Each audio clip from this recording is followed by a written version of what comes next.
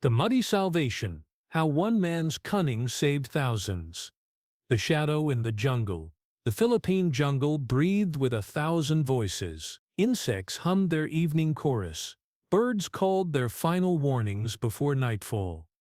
And somewhere in the distance, the rumble of artillery reminded every living thing that death prowled these green corridors. Private First Class James "Jimmy" Washington crouched behind a fallen mahogany tree, his dark skin glistening with sweat and camouflage mud, his eyes scanning the terrain with the intensity of a hawk. It was April 1945, and the war in the Pacific had reached a fever pitch. The Allied forces were pushing hard against Japanese positions, but the enemy was dug in deep, fighting with the desperation of cornered wolves. Jimmy's unit, the 93rd Infantry Division, one of the few African-American combat units allowed to fight on the front lines, had been tasked with reconnaissance in the mountainous regions of northern Luzon. "Washington, you see anything?" whispered Sergeant Miller, a white officer from Tennessee who, unlike many of his peers, had earned Jimmy's respect through actions rather than hollow words. "Movement, Sarge. 200 yards, 11 o'clock. Could be a patrol, could be scouts. Hard to tell in this soup." Jimmy's voice was barely audible, a skill he'd learned hunting rabbits in the Alabama woods as a boy, where silence meant the difference between supper and hunger. The sergeant nodded, raising his binoculars. "Command says there's a major Japanese force moving through this sector. Intelligence estimates between 4,000 and 6,000 troops, trying to regroup after the losses at Manila. Our job is to find them, mark them, and get the hell out before they know we were here."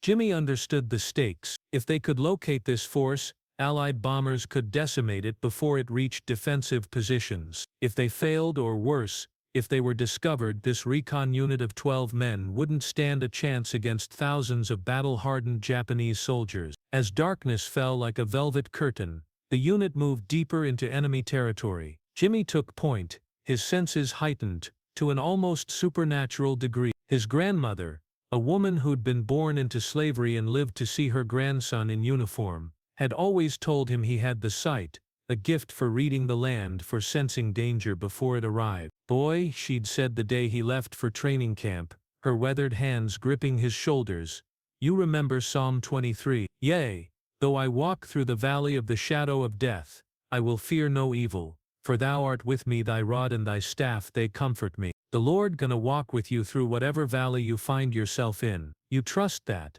He'd carried those words through basic training, through the humiliation of segregated facilities, through the looks of doubt from white soldiers who didn't think black men belonged in combat. And now, deep in this hostile jungle, those words echoed in his mind like a protective charm. The unit made camp in a ravine, posting sentries in rotation. Jimmy drew the midnight watch, which suited him fine. He'd never needed much sleep, and the night held fewer mysteries for him than it did for most men. He'd just settled into his position when he heard it, a sound that didn't belong. Not the jungle's natural symphony, but something else, something human. Voices, speaking Japanese, close, too close. Jimmy's hand went to his rifle, but he didn't move otherwise. Movement drew the eye. Stillness made you invisible. The voices grew louder, and through the undergrowth he could see lights, small, shielded flashlights bobbing through the darkness. A patrol, a big one. If you're finding this story gripping so far, please hit that like button, and let me know you're following along. Your support helps stories like Jimmy's reach more people. The patrol passed within 20 yards of their position. Jimmy counted at least 40 soldiers, all armed, all alert. This wasn't a scattered remnant. This was an organized force. When the patrol finally moved on, Jimmy waited a full 10 minutes before waking Sergeant Miller.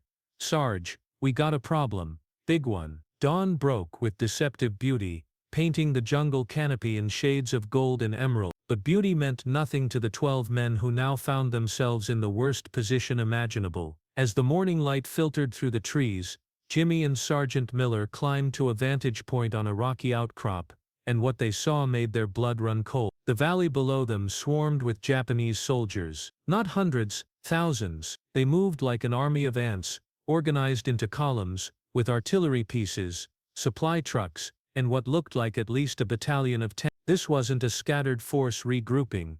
This was a major offensive preparing to strike. Sweet Jesus, Miller breathed. There must be 5,000 men down there, maybe more. Jimmy studied the scene with tactical precision. They're preparing for something big, Sar. Look at those supply lines. They're not retreating, they're staging. We need to get word back to command. If this force hits our lines unexpectedly. Miller didn't finish the sentence. He didn't need to. Both men knew that thousands of Allied soldiers could be slaughtered if this enemy force achieved surprise. But there was a problem, a massive problem. To reach the radio position where they could transmit to Allied command, they'd have to cross 15 miles of terrain that was now crawling with enemy soldiers. The Japanese had set up checkpoints on every path, patrols roamed constantly, and their camp effectively blocked the direct route back to friendly lines. We could try to circle around, suggested Corporal Davis, when the unit reconvened to discuss options. Go east through the swamp. That's 3 extra days through terrain that'll slow us to a crawl, Miller said. By the time we get word back, this force could be dug in or already attacking our positions. We could try to fight through, offered another soldier, though his voice lacked conviction. 12 men against 5,000. That's not bravery, that's suicide. Miller looked at his men, seeing the fear in their eyes. These were good soldiers, but they were also realists. They'd been in enough fights to know when the odds were impossible. Jimmy had been quiet, his mind working through the problem like a chess puzzle. His grandmother's voice came to him again, another verse she'd taught him.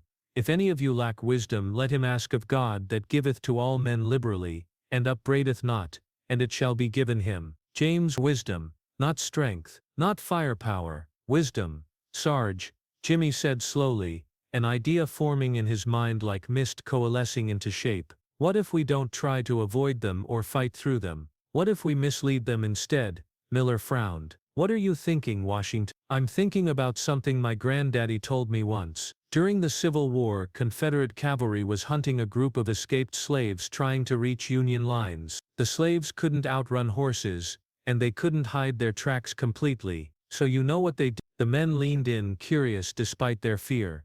They stole boots from a Confederate supply depot, put them on backwards, then they walked away from the Union lines, leaving tracks that looked like someone was walking toward them. The cavalry followed those tracks in the wrong direction for a whole day before they figured out the trick. By then those folks were long gone to freedom. A slow smile spread across Sergeant Miller's face. You want to fake our direction?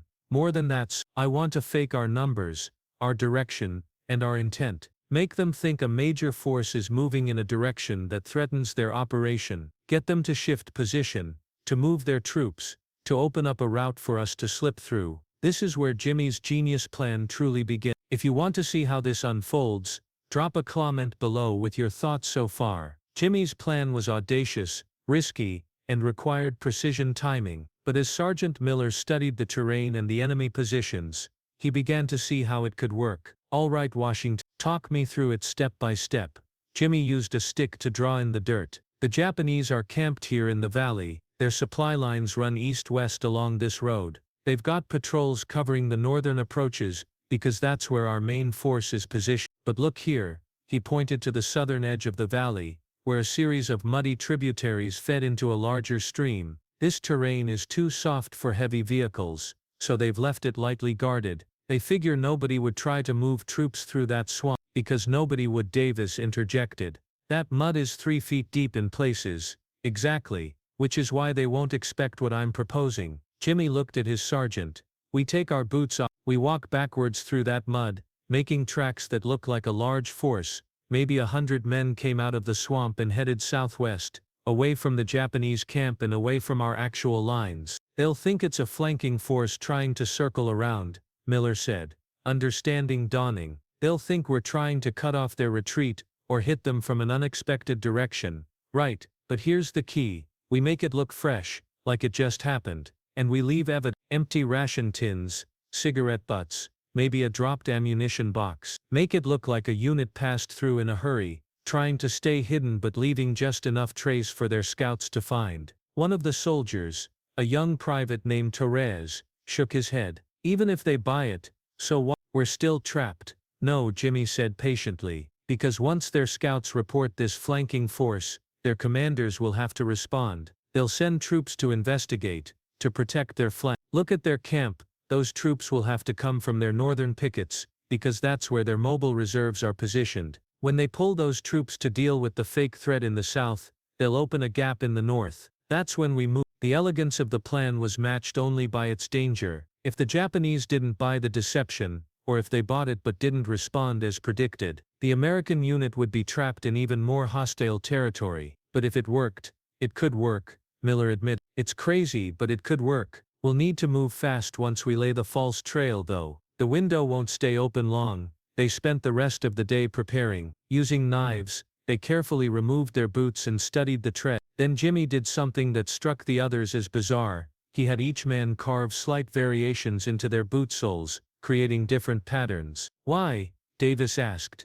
Because when their scouts read this trail, they need to see what looks like different soldiers, different units maybe. All identical boot prints would seem suspicious, but varied prints? That looks real. As night fell, the team moved into position. Reaching the muddy tributary required a nerve-wracking 2-hour crawl through dense undergrowth, every snap of a twig seeming loud as a gunshot. But Jimmy's navigation was perfect, and they reached the swamp without detection. The mud was worse than expected, thick, sucking, foul-smelling. Jimmy went first, walking backwards, his boots in his hands creating tracks that showed boot prints heading southwest. Behind him the others followed, each stepping in different locations to create what looked like a large group's passage. Every 20 yards, they planted evidence, an empty C-ration tin here, a cigarette butt there, torn fabric from a uniform caught on a branch. Jimmy even took a dog tag from around his neck, one he'd found on a battlefield weeks ago, and half buried it in the mud where a sharp-eyed scout might find it.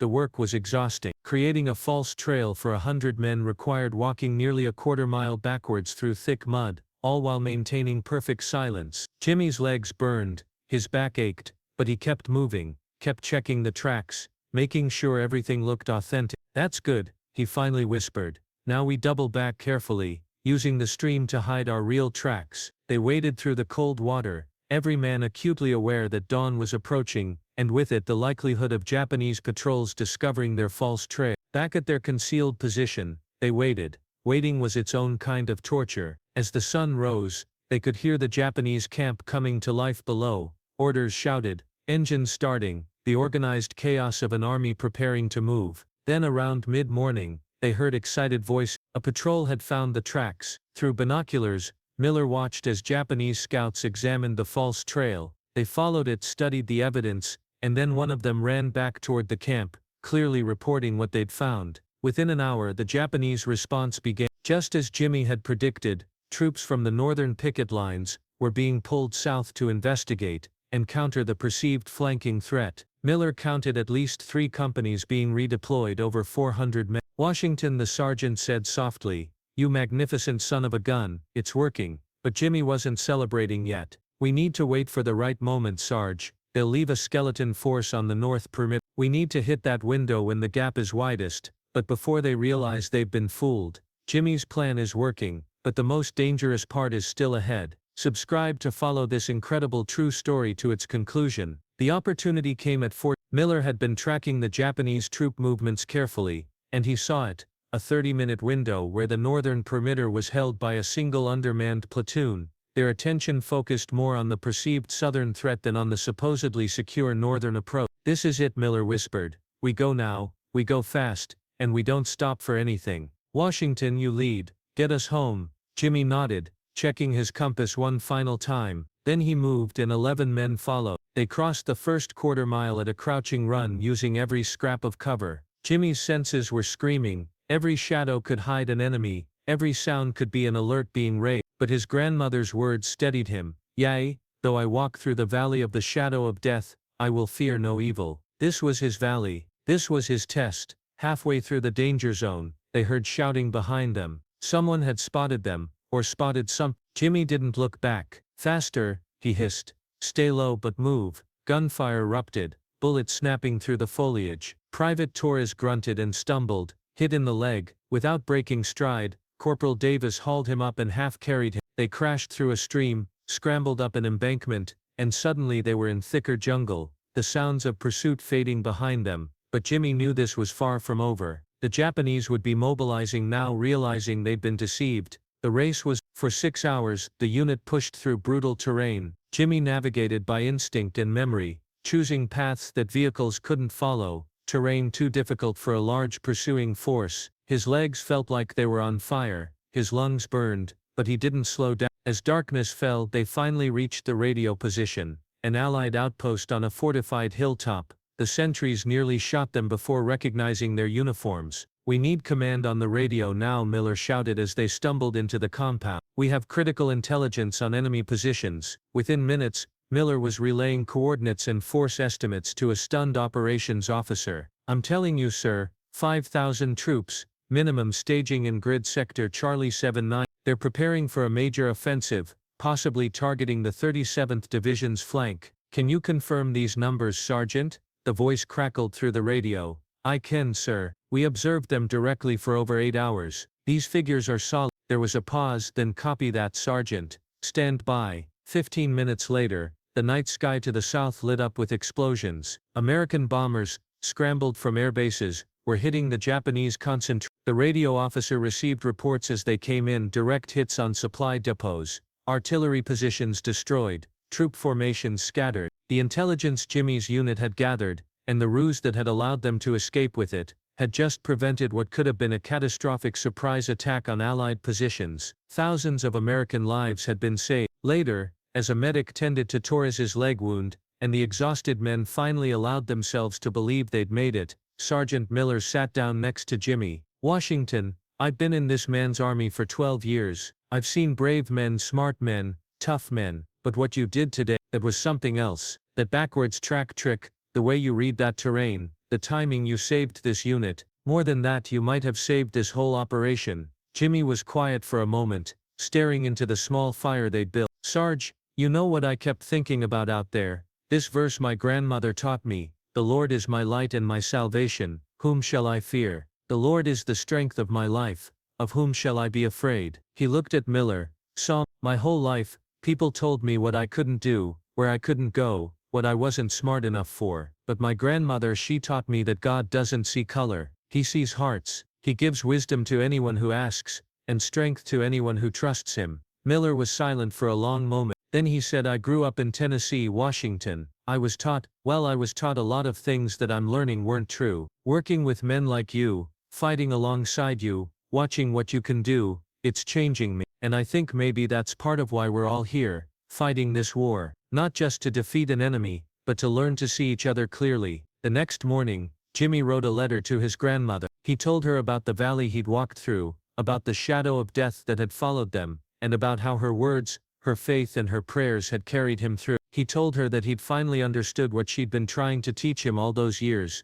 that true strength wasn't in the body but in the spirit, that real intelligence came from wisdom, and that God's light could shine through any darkness, no matter how deep. 3 months later, the war in the Pacific ended. Jimmy Washington returned home to Alabama, where he was honored in a small ceremony attended by the families of the men whose lives his actions had saved. Sergeant Miller was there too, having traveled from Tennessee specifically to shake Jimmy's hand and tell anyone who would listen about the brave scout who had outsmarted 5,000 enemy soldiers with nothing but mud, boots and brilliant. Years later, researchers studying the Pacific Campaign would document the Luzon deception as one of the most effective small-unit tactical ruses of World War II. Military academies would study Jimmy's backwards boot strategy as an example of creative problem-solving under extreme pressure. But for Jimmy, the real victory wasn't the medals or the recognition, it was the letter he received from his grandmother 3 weeks after returning home. In her careful, measured handwriting, she had written, "My dear boy, I always knew the Lord had placed something special in you. You walked through that valley, and you feared no evil. Just like the good book promised, you proved that a man's worth isn't measured by the color of his skin, but by the content of his character and the faith in his heart. You made your old grandmother proud. But more than that, you showed the world what I always knew, that God's light shines brightest in the darkest places, and His wisdom flows strongest when we're weak enough to ask for it. You came home safe because you remembered who walks with you. Don't you ever forget that." Jimmy Washington never did forget. He lived to be 93 years old. And he spent his life telling young people black and white alike about the mud trick, about walking backwards through danger, and about the God who gives wisdom to those humble enough to ask for it. His story reminds us that sometimes the greatest victories come not from superior firepower, but from superior thinking, that courage isn't the absence of fear, but the presence of faith, and that one person, armed with wisdom and willing to act, can change the course of history. If this story inspired you, moved you, or taught you something about courage and faith, please give it a like, subscribe to see more incredible stories of unsung heroes, and comment below with your thoughts. These stories deserve to be told, and your engagement ensures they reach the people who need to hear them. Thank you for reading Jimmy Washington's incredible true story.